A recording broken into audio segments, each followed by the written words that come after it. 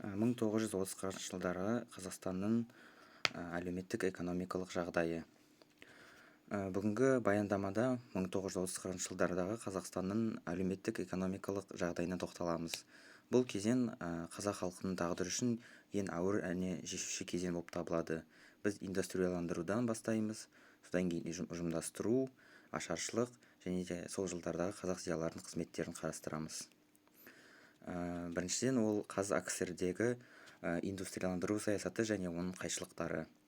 1920 жылдардың сонында кеңес үкіметі бүкіл одақ бойынша индустрияландыру саясатын бастады. Қазақстанда бұл саясат өте қарқынды жүргізілді, себебі ел табиғи ресурстарға бай аймақ болып табылады. Негізгі мақсаты Қазақстанды кеңес одағының ірі шикізаттық базасына айналдыру болып табылады. Осы кезеңде бірнеше стратегиялық нысандар салынды. Мысалы, Қарағанды көмір бассейні, Жезқазған және Балқаш мыс қорыту комбинаттары, Риддер мен Зырян кеніштері, Гурьев мұнай кәсіпшіліктері. 1930 жылы іске қосылған Түркістан-Сібір теміржолы, яғни Түрксіб елдің экономикалық өміріндегі ең үлкен оқиғалардың бірі болып табылады. Ол Қазақстанды, яғни Сібірмен және Орта Азиямен байланыстырып, шикізат тасымалдауға жеңілдетті. Алайда индустрияландырудың тікелей қайшылықтары да болды. Біріншіден, шикізаттың сипаты. Қазақстанда зауыт-фабрикалар көп салына бастады. Оның бәрі тек өндіруге бағытталды.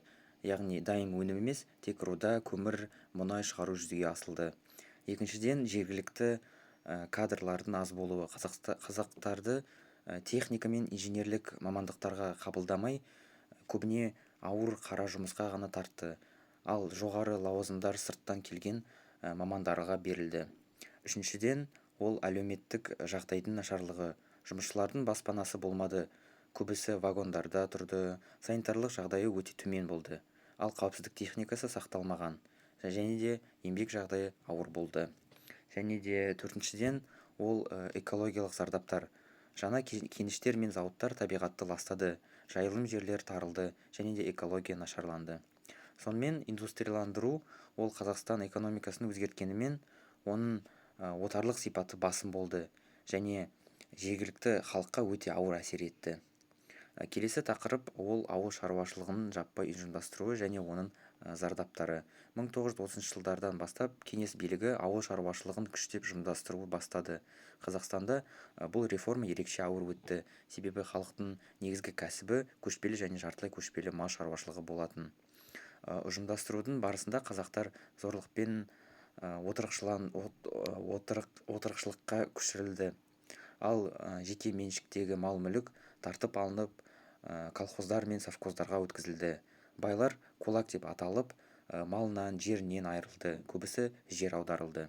Негізгі мәселе малдың жаппай қырылуы. Егер 1928 жылдың Қазақстанда шамамен 40 миллион бас болса, 1932 жылға қарай оның тек 4,5-5 миллионы ғана қалды. Бұл 90%-дан астам шығын деген сөз. Зардаптары орасан болды.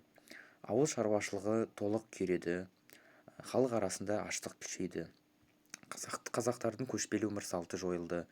Жүздеген мың адам көрші елдерге босып кетті. Әлеуметтік құрылым өзгертілді, дәстүрлі тәртіп бұзылды. Ұжымдастыру қазақ халқы үшін экономикалық, демографиялық және мәдени трагедияға айналды. Келесі тақырып ол 1932-33 жылдардағы ашаршылық және куәгерлік естеліктер. Ұжымдастырудың салдары ретінде 32-33 жылдары алапат ашаршылық басталды. Бұл қазақ тарихындағы ең қасіретті оқиғалардың бірі. Зерттеушілердің дерегіне сенсек, осы аштық кезінде 2,5 миллионға жуық адам қырылды. Бұл қазақ халқының сол уақыттағы жартысына жуығы. Аштықтың нақты қандай жағдайда болғанын куәгерлер естеліктерінен білеміз. Куәгерлер былай дейді: ауылда жеуге ештеңе қалмады, адамдар тері қайнатып жеді, көшеде аштан өлгендер жатты, балалар ісіп кебіп кетті, бір-біріне көмектесуге ешкімнің шамасы болмаған.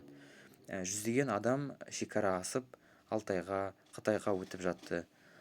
Жолда қырылғандар өте көп болған. Ауылдар қаңырап қалды, көп жерлерде тірі қалғандар өте аз болды. Бұл естеліктер сол жылдардың қандай ауыр болғанын дәл көрсетеді. аштық тек тамақ жетіспеушілігі емес, нағыз ұлттық апатқа айналды.